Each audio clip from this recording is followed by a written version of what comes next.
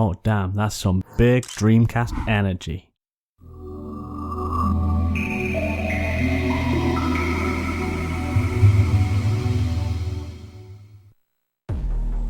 A little while back I did this video called Games with Big Dreamcast Energy.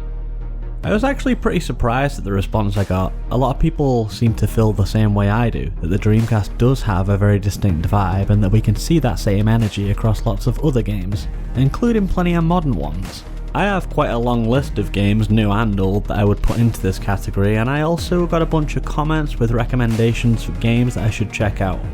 And so I decided to do a series all about games with big Dreamcast energy, and here is the first episode.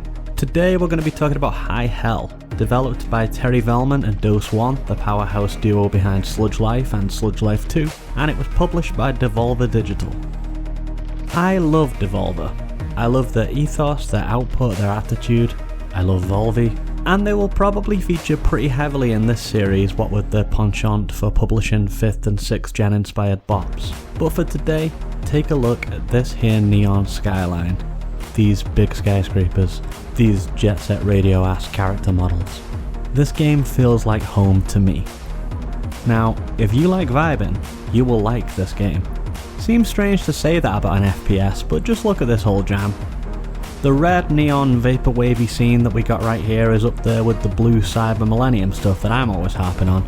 It's a thing of beauty. I want to drink these levels through a damn straw, so clean and fresh do they look. This game is plot light and has very simple mechanics, so a lot of the time it's just going to be you and the aesthetic chilling out together, complemented by a superb soundtrack. It's Dose 1 who's pretty damn tight, so we got everything here from relaxing synthwave stuff to pumped up trap beats to sinister ambient. It really meshes with the visuals in a very cohesive way that only a select few games ever achieve. Now let us take a moment to appreciate that.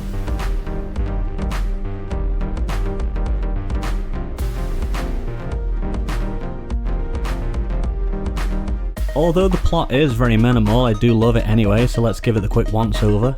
You are an unnamed protag with a mysterious cyberpunk look that you only actually get to see when you die. You are waging war on a big evil corporation called Pitch Corp, which is literally run by Satan. They make booze and drugs and experiment on animals from what I can gather. It's all environmental storytelling, you see. Our protag doesn't care about the booze or the drugs, but they do draw the line at animal experimentation, and so that's one of the many things that we'll be sabotaging in order to give Pitch Corp a bad day. And that's really what the plot essentially boils down to. We are one person who hates this company, and so we're going all out to fuck them up in as many ways as possible. Shooting their guards, hacking their computers, stealing their paintings, etc.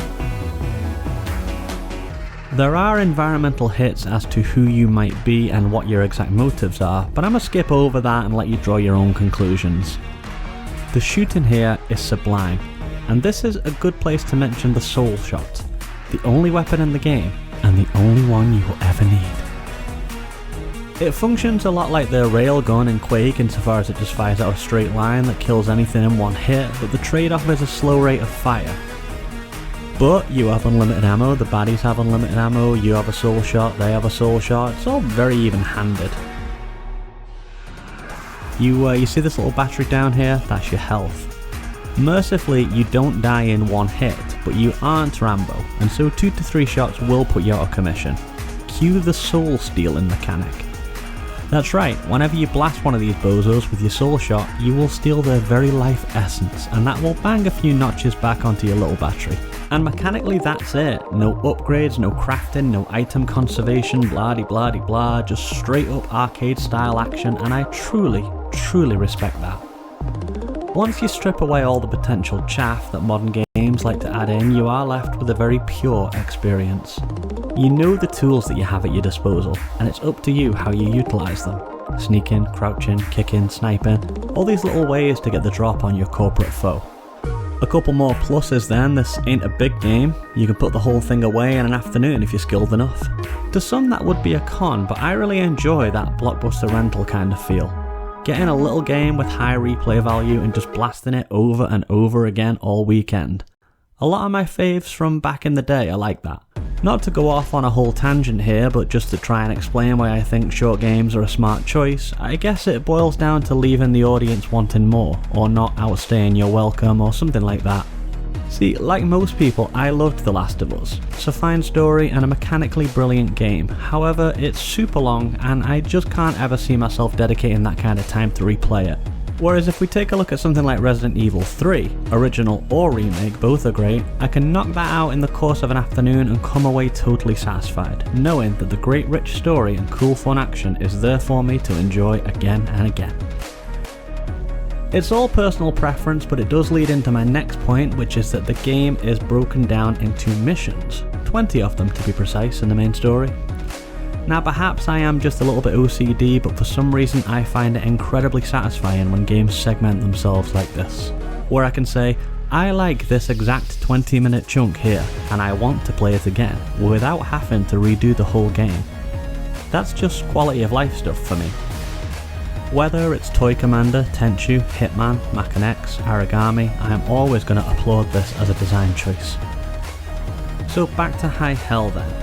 What we've got here is a super stylish arcadey shooter with a banging soundtrack that you can beat in the course of an evening's frivolities. And if that don't sound like big Dreamcast energy to you, then I don't know what does.